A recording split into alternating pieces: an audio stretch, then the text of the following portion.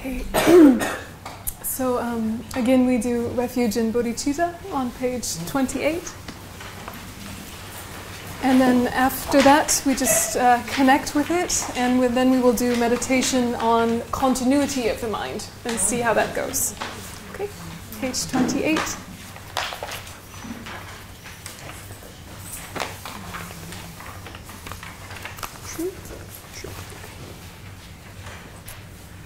Sangye churam sogi chunam har janchu barudani kapsuchi dagi chunyan gi pesonam gi rola benjia sangye drupasho sangye churam sogi chunam janchu barudani kapsuchi dagi chunyan gi pesonam gi Rola benjia sangye drupash sangye churan zogi chunam la janchu badurani kapsuji dagi chunyangi pesonam gi rola benjia sangye drupash.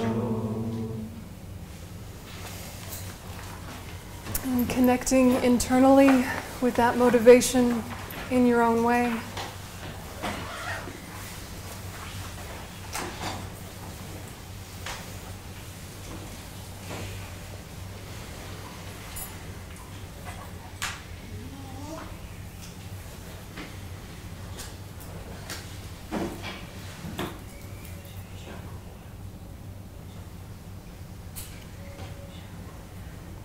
The reason I'm doing this is, what I'd like it to lead to is, filling in these blanks for yourself, broad and altruistic.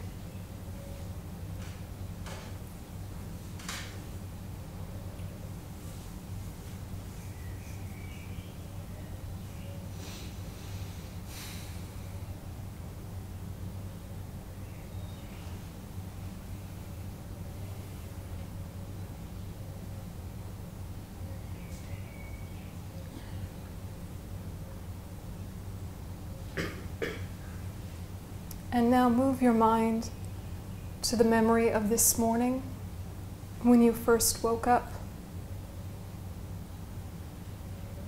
What was happening with your body? What was happening with your mind when you first woke up?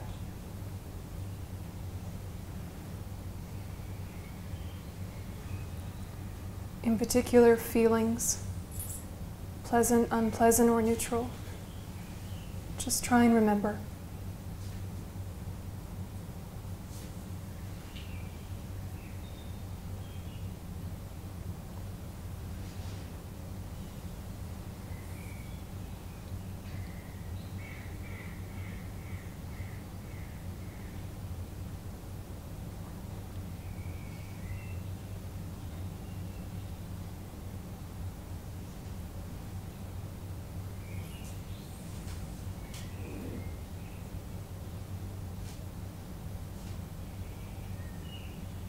And then try and compare what you were feeling this morning with what you were feeling the night before.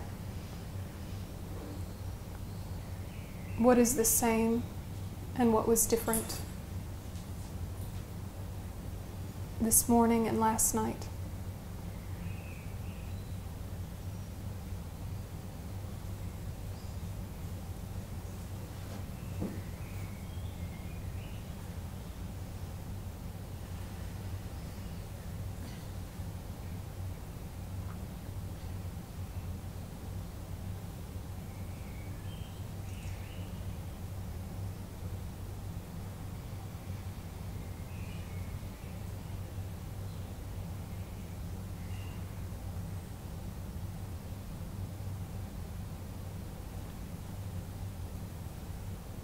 And stretching your memory back last night to last evening.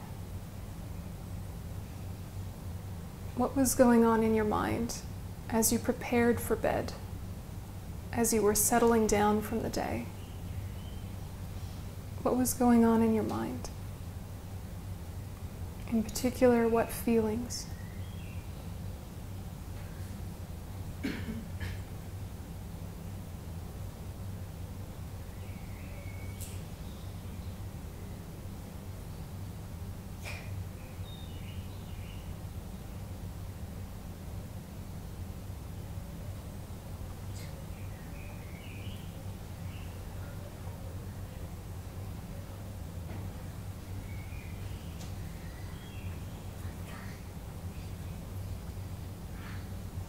And stretching the memory back to yesterday at lunchtime.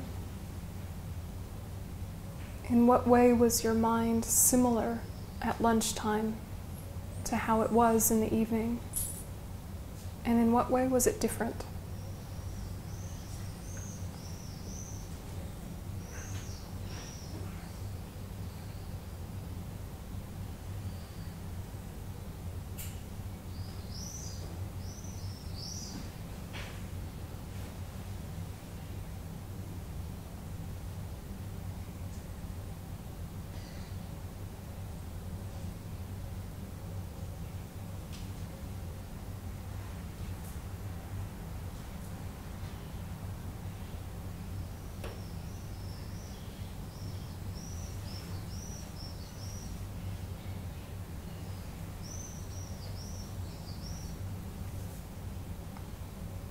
And move your memory back to yesterday morning, when you first woke up yesterday.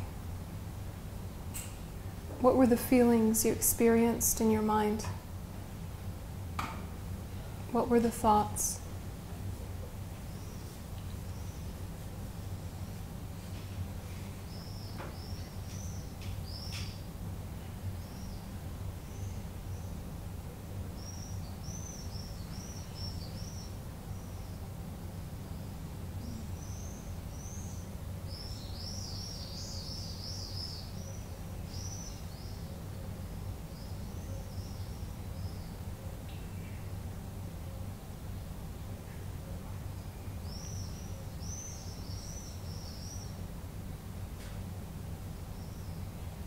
And then compare yesterday with today. Was how you were yesterday in any way related to how you are today in this moment?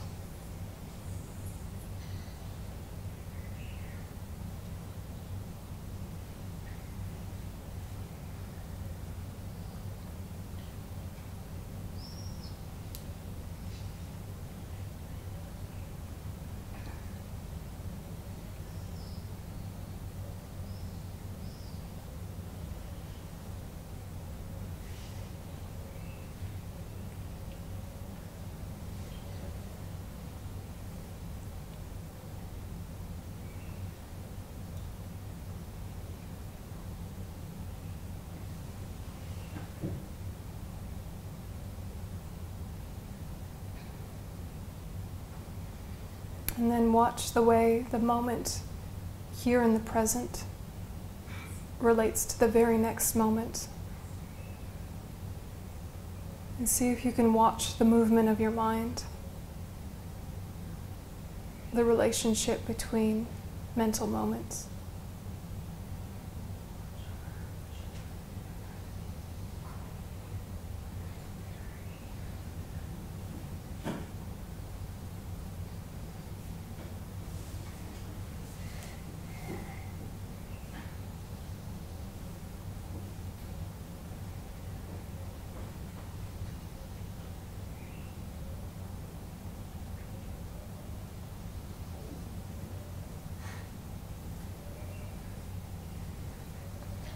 What is influencing the feelings of each moment?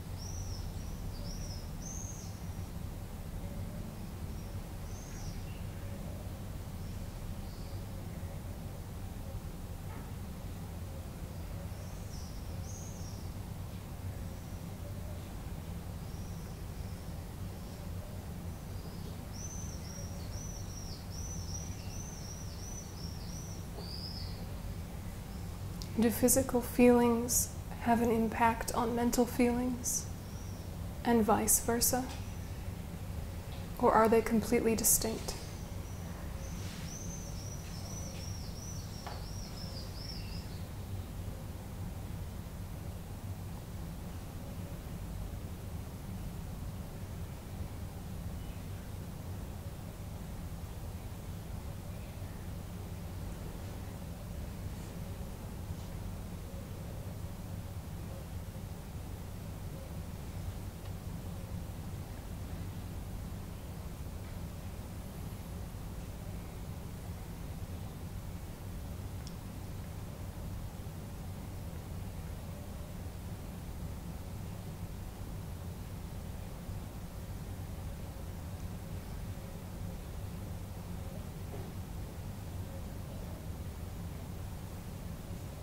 And then introduce a thought into this moment. May all living beings have happiness.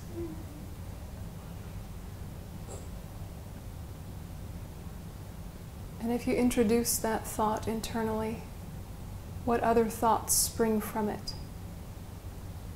Repeat it a few times to yourself to see.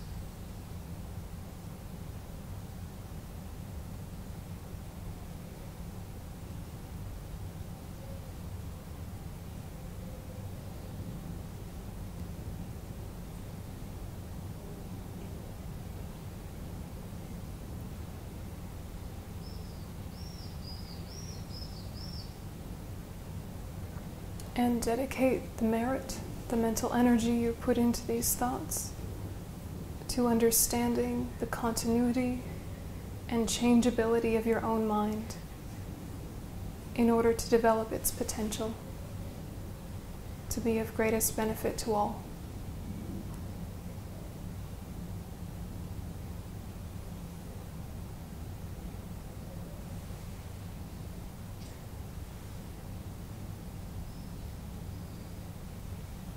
And when you're ready, you can relax your attention.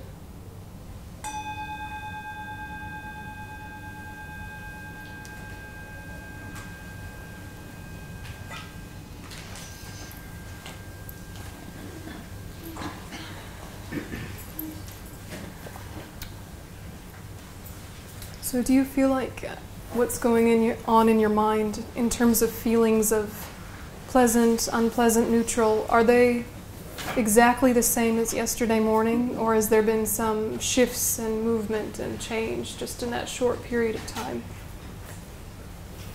What happened? Yeah. There was something that disturbed me a lot. About something in my family, and then after the meditation I realized it came from ego grasping, so I didn't know. So that's good. You get extra credit. And it's really, a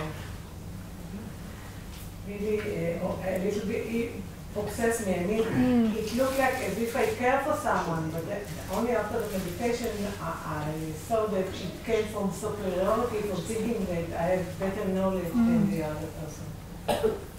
Oh, that's good. Yay, meditation. I mean, is it interesting to see that it feels kind of like we're this solid thing, you know, we're me, it's always me, I'm the same, you know, there's ups and downs, but it's always me. And then if you sort of scan back even just a few days, we're such different people moment to moment, in different chapters of the day, chapters of the life. Don't you feel that there's quite a bit of variation? Could you remember back as far as yesterday morning? That's always a trouble as well. More meditation, it will become easier. But yeah, look, it's interesting, right? Because we think, maybe past lives don't exist because I can't remember them, but you can't remember breakfast, so that's not a good reason, right? Look, you just sort of scan back, even how were you when you first arrived in this room today, as opposed to what is your mind doing now? You know, is there slight variation, or does anyone feel like they're identical, exactly the same as they were when they first arrived? No. A lot of variation. Look, it's very interesting to observe, because I think intellectually you already know this. Intellectually you already know that you're changing all the time, that your mind is changing all the time, that different parts of your mind are changing all the time, that the body is changing all the time from comfortable to uncomfortable, pain, no pain. There's movement and change all the time. You know this, right? But it's really helpful to sit and observe just for a few moments the way that the mind changes, because also it shows you where you can influence the change rather than just being carried along by the current of your thoughts and the current of your feelings. And so, oh look, I'm changing all the time, isn't that interesting? You can be having self-directed change. Self-directed change, then that's really an interesting place to start, because you want to start to create more wisdom, more happiness. So how do you do that unless you understand how the mind is working if you're not introducing any ideas? If you're just letting it do what it wants, what does it normally do? It's helpful information. So, you know, if you think about, if you're not introducing any thoughts into your mind, if you're just letting it do whatever it wants, what does it usually want? Peace of mind. Peace of mind. It's wanting some comfort of some kind. Yeah, peace. I think it just wants to go over and over again the same Yeah. thoughts somehow. Yeah. Unwillingly, but that's what happens. Yeah. Like even the change are within the same feelings, but in different volumes. Yeah. Yeah. You keep revisiting similar places. Yeah. Keep revisiting certain kinds of thoughts and feelings. Even if there's a lot of change, it's like your old friends. You're just taking turns visiting old friends. Yeah. It's like Facebook. You're scrolling. Running. Yeah. Like, don't like, don't like. Yeah, right. You're looking happiness. Neutral, not interested. Yeah, once in a lifetime to have like the sort of missing for half a day. Yeah. Consciously, let's all try. Think about Nisim right now. May he have happiness. Yeah, it's interesting. So the mind, left to its own choices, is just going to look for comfort. But it's not actually completely sure where that comfort would come from. So it's trying things that have worked in the past, but the things that have worked in the past don't necessarily work exactly the same way each time, and so then we're also a little bit annoyed, yeah, or disappointed, yeah. So even if you're generally happy, generally content, do you find that there's often an edge of discontent, even in a happy moment, or a part of you that is scared that the good moment will leave, or is wanting to increase it a little bit, or is comparing it to another type of happiness that you had? Like, this is great, but that other time was better. Or this is great, but it's going to end. Or this is great, how can I make it more? You know, are you often, even when you're happy, just in the happiness? Or is there always an edge that's a little bit not? Yeah. Like 100% happy, do you think that's a thing that happens? 100%? For more than a moment or two? It's a broken world. Yes. Perfect. I have a great moment, but I need to pee at the same time. Yeah. For example. Always something will ruin it. Yeah. Yeah.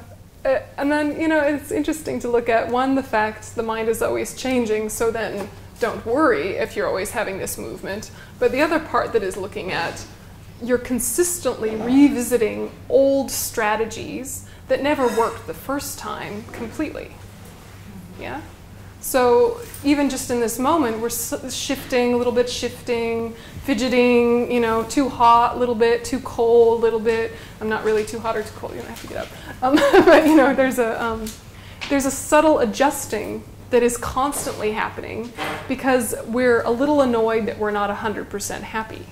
You know, so there's a moment where I might say something interesting and you're in, and then you get a little bit bored, so you're adding some extra thoughts. You're like, that's not quite enough, Yonten, to hold my attention. I'm going to have to add some extra thoughts here, right?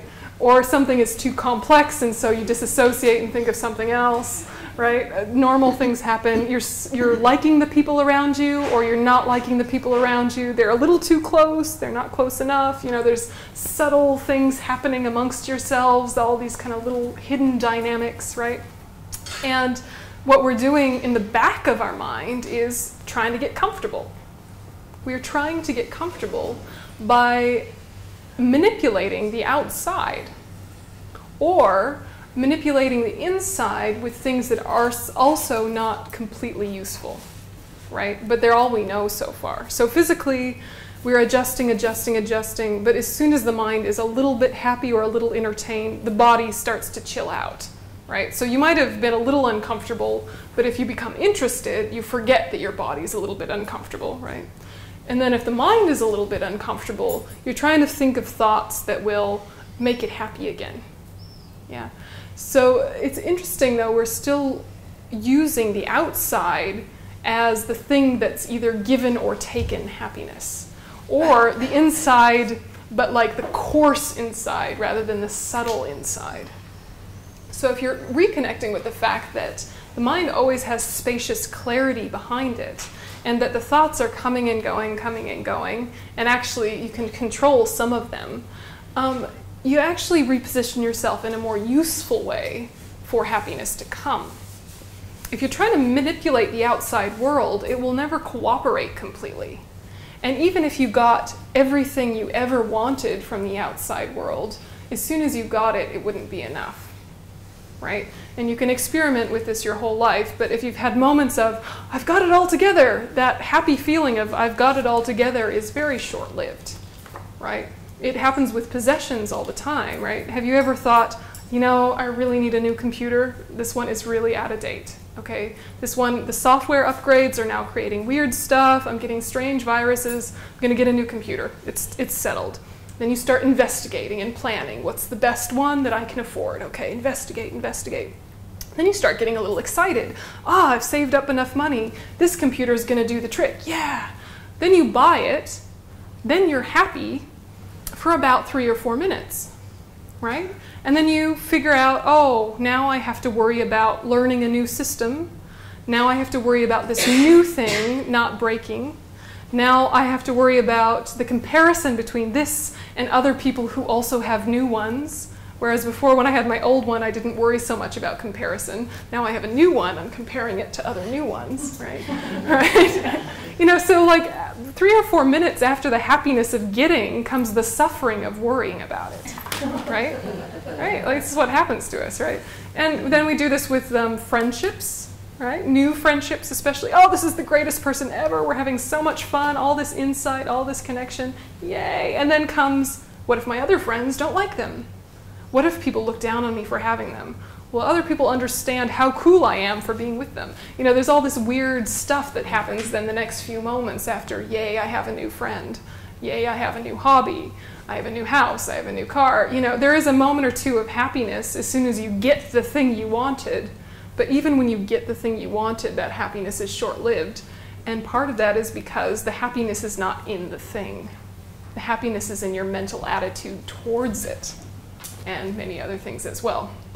Right? But the main thing, or the main boss, right, as you were saying, is the mind itself. So you really want to sit with what's happened to you when you've inserted control. So what's happened to you when you've decided that a day is going to be good, and then it is good, and then you're happy about it. And then you think that it's the things that happened in the day that made you happy, when in fact it was your attitude towards it from the beginning, right? So you stop giving all the credit to the outside world, and you start taking back control where it always was. And this is what we want to start the shift. It was never the things. It was never the stuff, it was never the details that was 100% the cause of our experience. It was just a condition. Yeah? So as soon as you think the reason I am suffering or the reason I am happy is this thing out here, you've made a mistake, right? Because it's never been that 100%. It was a trigger for something you already decided was going to be a certain way. Yeah, you're happy to see a friend because you've already labeled them friend. Yeah, you're unhappy to see an annoying person because you've previously labeled them annoying person. So we have to re-educate discrimination, right? That no one is friend, no one is enemy, no one is stranger in and of themselves from their own side all the time. And in fact, everyone has the potential to trigger great learning within us. Therefore, happy to see everybody, right? This is where we want to shift. And then we start having happiness wherever we go. We start having happiness with all our human interactions. But it's not because of the humans. It's because of our attitude towards the humans. Yeah? So, you just have to play around with your life experience and see when you've gotten triggered into the right headspace. So if you've ever traveled a lot, when you're in a traveling headspace, it's very easy to make new friends, right? You're like in the mood for it, right? You're in the mood to make new friends. And when those new friends go, you are not upset because you're traveling. You never thought they would stay, yeah? And so, it's an interesting thing. Is it that people traveling are somehow significantly more interesting than the people normally in your life? Or is it just your attitude towards them, right? Yeah. So, think of how you get into when you're in a traveling headspace. Sometimes inconvenience is like interesting. Yeah, some obstacle is like, oh, I wonder where this goes. You're like lost in a new city and you think, oh, I don't like being lost, but look at this cool street, right? Whereas if you're lost in your own town, you're like, oh, God, So is it being lost or is it your attitude about being lost? Is it the people or is it your attitude about the people, right? Because there's good people and bad people everywhere in the world, but they affect us differently based on what our mind is doing with them. Yeah, so we're not pretending that people are somehow different. We're changing the way we view them. We're not pretending objects are suddenly changing. We're changing our attitude towards them, right? And you know that you can do it because you've already done it in other circumstances, just not intentionally. Yeah? Yeah. I think when you go like on a journey or something, you put the journey already in an impermanence mode. Yeah. And this is why. And I think it's a good idea to sort of take it from there to the permanent world we think we live in. Well, yeah, because we don't, do we? This permanent world that we think we live in is also very impermanent, and the friends that we meet are, right? Yeah, so exactly, you're shifting, yeah. Well, I understand what you're saying regarding the attitude, but I think that you cannot totally disconnect from the outside world. I mean, I can sit with somebody who will be very interesting, and someone else who is totally not interesting for me, but it's not just an attitude, it can be something real. Somebody is very, smart or witty or I don't know what, and the other one is not interesting for me, so it's hard for me to accept that it's totally attitude. It's not just attitude. But your attitude about what boring should mean, perhaps you have more control, right? So boring could mean a number of things, right? So say that objectively, relatively, which is not the whole story, but is enough for now, say everyone in the room agrees that I am very boring. Still, but say that were the case, say everyone agreed that I was very boring, everyone would have an individual experience about what boring meant, or the impact of boring. Right? Some people would be like, oh, thank goodness she's boring. I don't have to think too hard. Boring people are great. Yeah. Some people would be like so agitated, like I paid good money. Well, I didn't really pay anything, but I paid good time. And they'd be so mad that I was boring, right? And so it's like you keep peeling back layers. So it's not that the external world has no influence. Of course it does, but it's not the main, right? Okay, I understand. But still, let's say there is somebody who doesn't know much and somebody who knows a lot. Sure. Still, it's...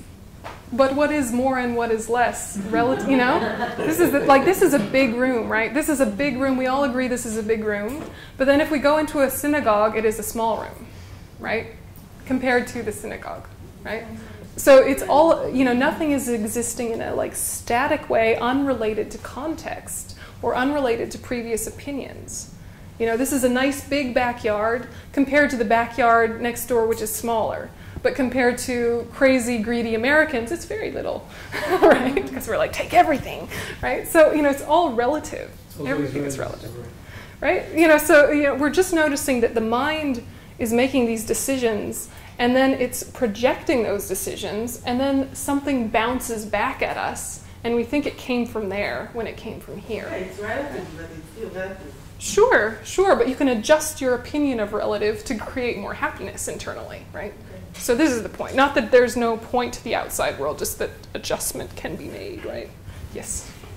For continuity, are all aggregates are beginningless? All of them. And the karma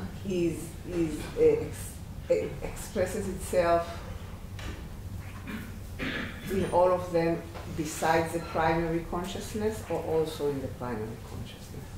Well, okay, so what's happening with karma then? Because of our ignorance, we create positive, negative, neutral karma, right? Which is actions and their effects, right? So what you're experiencing right now is the result of previous karma. And how you deal with it is what creates future karma, right? So your current experience is the ripening result of your karmic seed meeting with conditions. So you can approach happiness in one of two ways, either the conditions or the karmic seed, or your attitude towards the conditions, right? So a lot of what we're trying to do is sort of clear away previous negative karma while at the same time dealing with the fact that negative karma is ripening and trying to control it in a good way.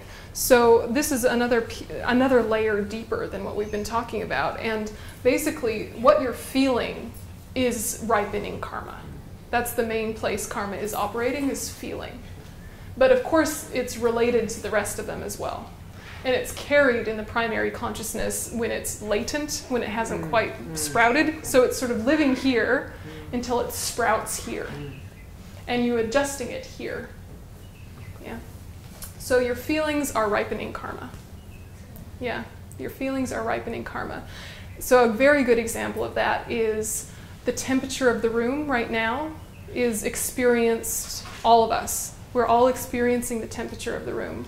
But some of us are experiencing it as pleasant, some unpleasant, some neutral. But it is the same temperature, right?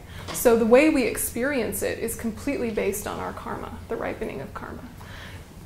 What we will experience in the next moment is based on what karma we're ripening with our current mental attitudes. With our current mental attitudes creates the conditions for the next moment to ripen. Plus external stuff, plus many other stuff. But, so no one's saying that the temperature is other than it is. It is the temperature it is in the relative world.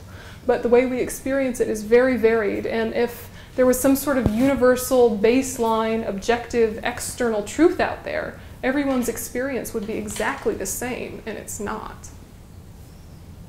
See what I mean? So feeling is the main place that you're experiencing karma. Yeah. And compositional factors, the main compositional factors, because this is the rest of the mental factors, are kind of grouped in here. But the main one is intention, what you're deciding to do, where the mind is moving. Where the mind is moving is what's creating the new karma. And of course, where the mind is moving is where the speech is doing and what is the body doing. But just the mental experience itself is creating new karma. Yeah. So there's a lot of things happening all at the same time. And we have all sorts of different types of karma. There's a whole unit on karma. But basically, make it very simple in the beginning of what's happening now is not because of now. Yeah? What's happening now is not because of now. It's because of the past. And even if you don't believe in Buddhism and you don't believe in karma, you know that that's sort of the case, right? That my conditioning, my habits are influencing the way I view this moment. Yes? Yeah, your conditioning, your habits, how you're viewing this moment. For example, I lived in Australia for 10 years. It's very hot in Australia, so this temperature is fine. But if I had come straight from Montana, where I grew up, whereas in the mountains and it snows for 6 months of the year, this would be too hot. Yeah? So it's from where I'm coming from, my impression of what's happening now. My past is dictating my present experience. Yeah? So even if you don't believe in karma, you can see that aspects of the same principle hold true. You know what I mean? So what we're trying to do then is reshape the future very gently, very subtly, not aggressively, but with wisdom. Yeah? And that means looking at how all of this works. And it also means looking at the self in general, because like what you were saying with part of letting go of negative habits is letting go of being right. Who is right? Right? Who is the one that is right? You know, and it also traces back to, if you look at the continuity of the mind, it feels like you were the same person, but if you were to take a snapshot of yourself, your behaviors in these different moments, it would seem like slightly different people. Yeah, slightly different people. So who are you? Where are you? What's happening there? And the more you can kind of loosen up identity and notice that it is just a label you place on components that move and change based on other components that move and change, you start to relax about who is right and who is wrong. Yeah, you relax about that. You just sort of, you're noticing that I came to this conclusion through many causes and conditions. I landed on this conclusion and it makes sense to me. And if other people had had my exact same series of lifetimes and events, it would make sense to them. But the reason there is disagreement is because of different conditions coming together, right? So of course there's disagreement because we haven't had identical lives, you know? If we'd all had an identical life, we would have identical opinions, right? So you see how that can help soften you if you're having like a political debate with someone. We don't think, how dare you be wrong? We think, different. Possibly because of different experience, right? So then where is the fighting? Now it's negotiating. Now it's, okay, so you're coming from this perspective and it makes sense to you. And I'm coming from this perspective and it makes sense to me. Let's find where there is universal logic. Let's come down to where there is similar motivations, you know, and discuss from that place. So negotiation rather than fighting happens much more naturally when you're looking at the way things are interdependent. We would be slightly different people in this moment if we'd eaten something different for lunch. So is who we are because of us or because of lunch? Right? Like who made us who we are, lunch or some like solid core I? Right? If we were sitting next to someone different, we would be having a slightly different experience and be a slightly different person in this moment, yes? I mean, do you agree? Like, there's subtle changes that are happening within us constantly, and the difficulty is not understanding that. The difficulty is thinking that there's not some sort of core in the middle gathering experiences to it. It sort of feels like, okay, there's things changing around me that are subtly adjusting me, but there's still me at the center, right? No. And that's where it gets tricky, because there is still experience. You are still there. If I pinch you, it will hurt, right? You are there, you exist, but you only exist very nominally. And this is an interesting thing to play with. You are what is merely labeled on your collection of parts. And those parts are also merely labeled on their collection of parts, on their collection of parts, on their collection of parts, right? And so there's like no end to the rabbit hole, and yet there is experience. Same is true of objects. Same is true of circumstance. Same is true of other people. And so negative emotions sort of fall apart when you remember this. And this is where we start using mind training in a deeper level of not just let me reframe my opinion about the difficult person, but actually the whole concept of what is difficult and what isn't is an opinion I came to through many pieces. And even the fact that this is a person here came about through many pieces. So, you know, so this exploration, you can go deeper and deeper and deeper with it. And the more deeply you go, the more it impacts your daily life in terms of immediate reactions of attachment, aversion, or ignorance. Okay? So looking at what I label the self on is a very helpful way of understanding what motivates you and then how you want to remotivate and readjust that. And it also is a very useful way of understanding other people. Because just as you make sense, given your history, given your context and your pieces and the influences that you've had, so to everyone else. So of course, compassion coming. Yeah, so emptiness of inherent existence, emptiness of independent existence, this helps you with your compassion. You can approach compassion from the people are suffering, people have potential, blah, blah, blah, from the method side, or you can approach it from the wisdom side. And both ways work, and they help each other.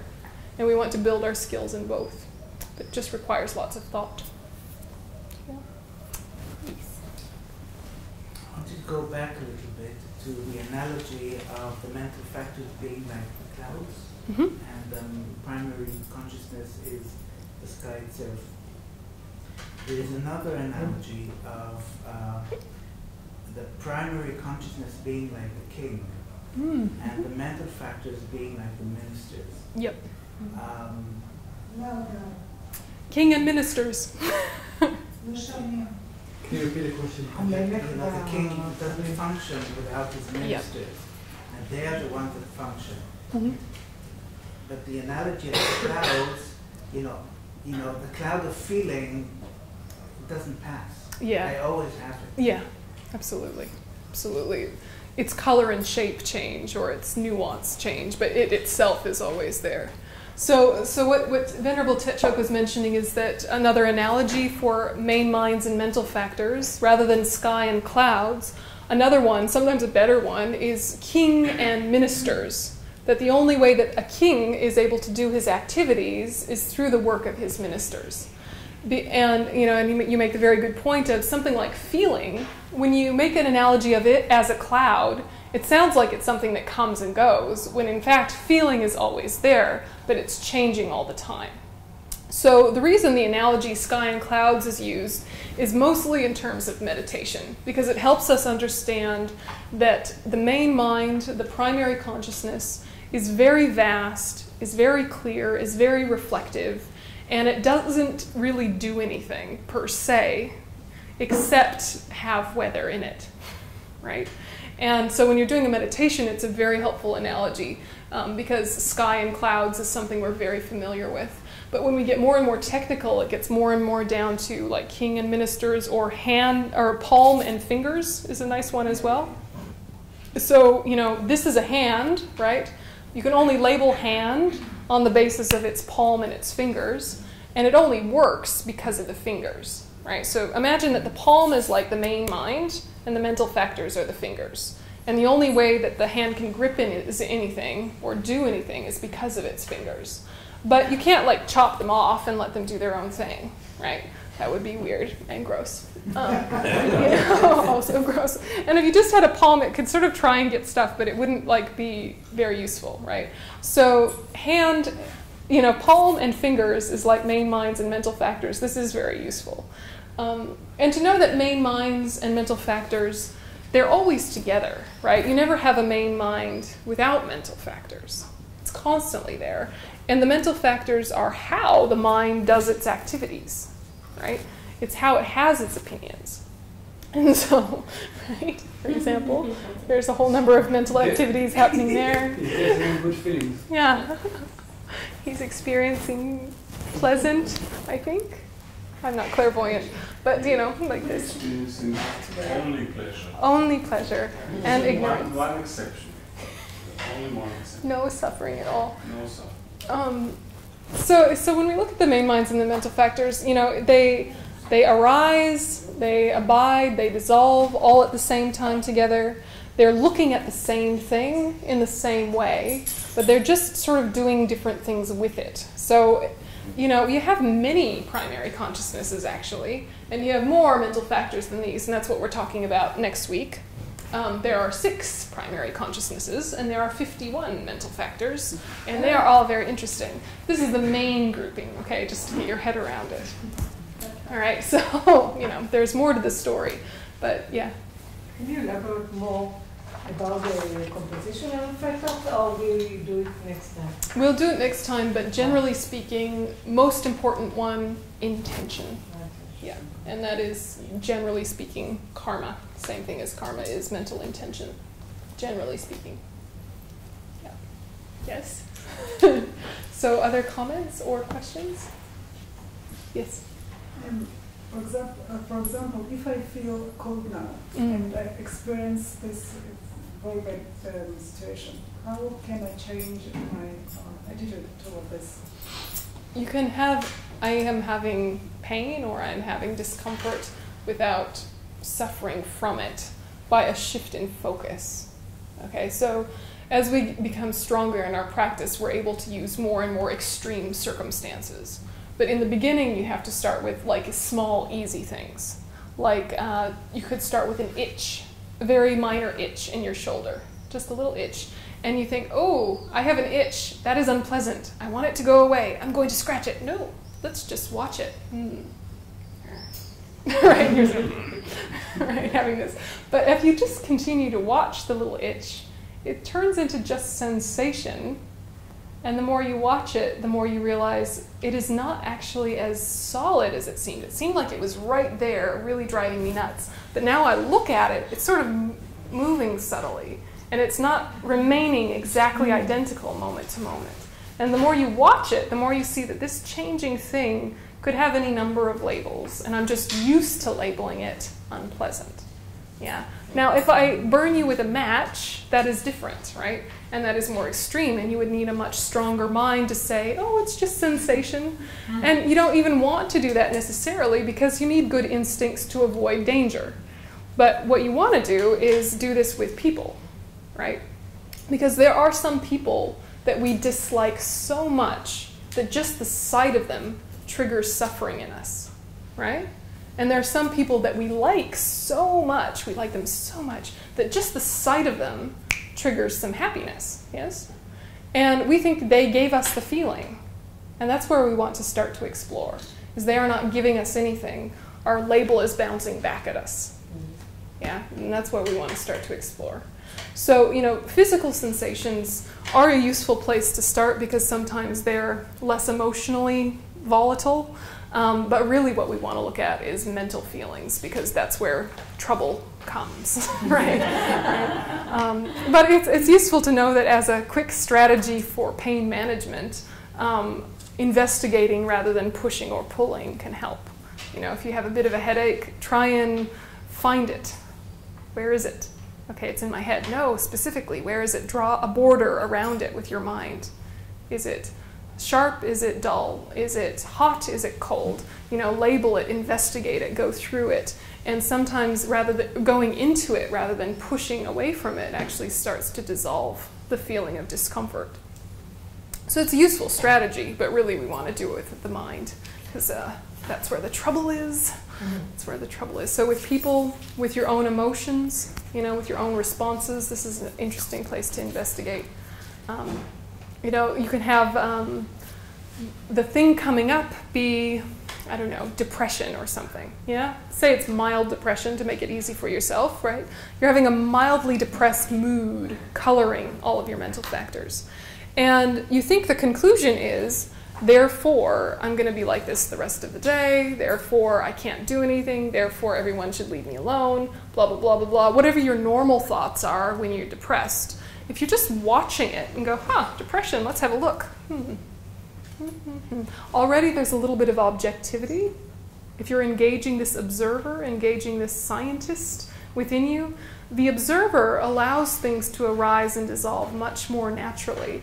As soon as you believe it, it gains power and it escalates. Yeah. So trying that when you have negative states of mind arise, or you can even try like a pleasurable one, like this cookie is the best. I love this cookie so much. I'm going to go for another one. Well, let's just watch that feeling. You know, feeling of wanting cookie, assuming happiness comes from cookie, or even eat the cookie while meditating. This is happiness, happiness, happiness. Is it really? Where is the happiness? You know, it's interesting, right? Because you really think the cookie gave you that feeling. It really seems like that was who did it. And you know, if you ate the whole package, it would turn into suffering. Or 5, you know, maybe a whole package is fine, but a 5 would turn into suffering. So if it was really the cookie, it would always work, and it doesn't. So you use that as an investigation, you know? I really think this is giving me happiness. Let's see. Let's see. Because also, you know, if something terrible had just happened and you had your favorite snack, it's not as delicious as usual, right? And if you're very, very happy and you eat something that normally you don't like that much, it's not such a big deal, and it might even be delicious. So we usually give the credit to the food, but it is our mental attitude still, right? It's interesting. So just sort of play with these ideas. Don't believe everything you think, remember, right? All of that. But coffee. Except coffee is the exception. Coffee and chocolate are the exceptions. Right. So anyway, so next week we're going to do more about the types of mental factors and how to control them, and we'll do a bit more meditation and some group exercises that will be non-painful, right? Non-painful group exercises. Okay. So, Mentally or physically? both. So if you want to turn to the dedication prayers in your prayer book on page 33.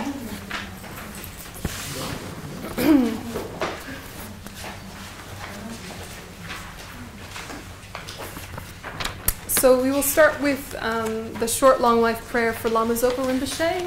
Lama Zopa Rinpoche is this one. We're requesting him to live a long time, because we believe that this karmically creates the cause for our connection with him to be ongoing. So more on that when we get to the karma section. So you can do this or not as you like, it's your choice.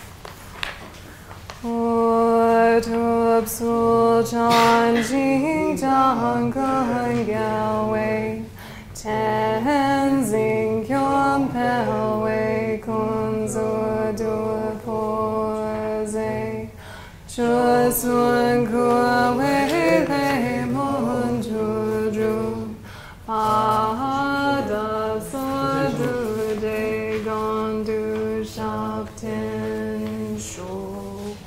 And then page 34.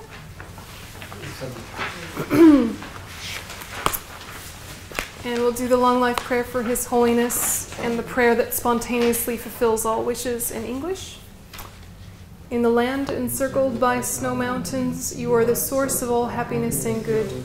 All-powerful Chenrezig Tenzin Gyatso, please remain until samsara ends. Savior of the snowland teachings and transmigratory beings, who makes extremely clear the path that is unification of emptiness and compassion.